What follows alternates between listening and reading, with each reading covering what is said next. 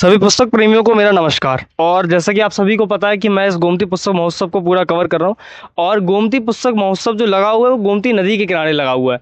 हम लोग यहाँ आते हैं, हम घूमते हैं, हम बैठते हैं और किताबें खरीद कर चले जाते हैं। किताबें जब बुक फेयर नहीं भी लगा तो तब भी आते घूमते बैठते हैं और चले जाते हैं। पर हम कभी सोचते नहीं है गोमती नदी के बारे में। हम किनारे की सुंदरता को तो निहारते हैं, पर फिर भी इसमें जो पॉल्यूशन हो रहा है, जो भी कितनी गलत चीज़ें जो हो रही हैं नदी के साथ, या फिर हमारे जो गोमती नदी के साथ जो चीज़ें गलत हो रही हैं उनके बारे में कोई सोचते नहीं है, कभी बात नहीं करते। तो इसी कड़ी में सर ने एक मुहिम चालू की है। सर ने एक स्टॉल लगाया, गो फॉर गोमती।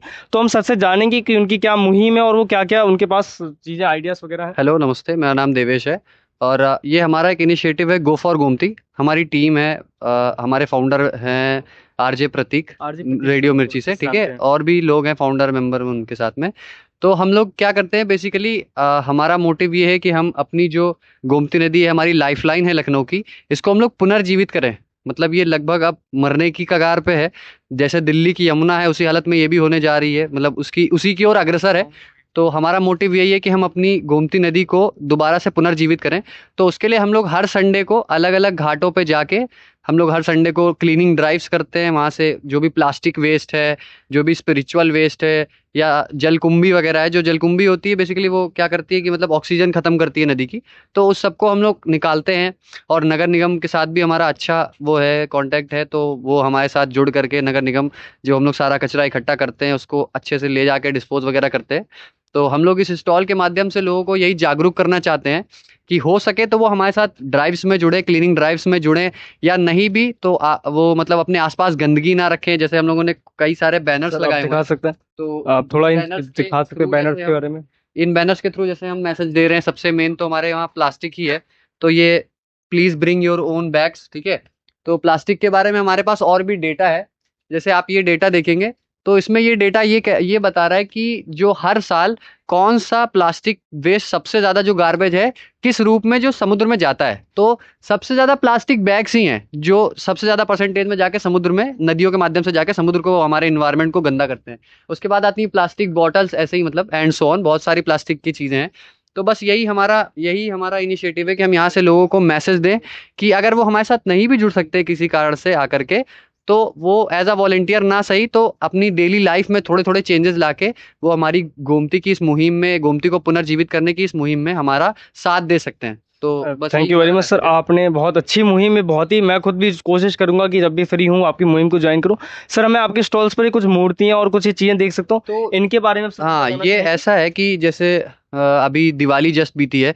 तो दिवाली के बाद लोग दिवाली के टाइम पे या और भी जितने भी त्योहार हैं, तो वो जितने भी मूर्तियां वगैरह जो भी होती हैं तो वो उनको चेंज कर देते हैं। तो जो अब अभी इस समय जो मूर्तियां बनती हैं वो वैक्स की और इन सब की रहती हैं। तो उसको वो ले जाके जब विसर्जित करते हैं पानी में तो वो तैरा करती हैं, वो बिल्कुल भी नहीं वो होती हैं। Dissolve और नहीं हाँ, होती है। डिजॉल्व नहीं होती है। और साथ में प्लास्टिक भी इतना सारा रहता है उसमें, तो वो भगवान जी जो है कहीं प्लास्टिक में, कहीं डाइपर में, इन सब में जो है घुले मिले रहते हैं, कीचड़ में, ठीक है।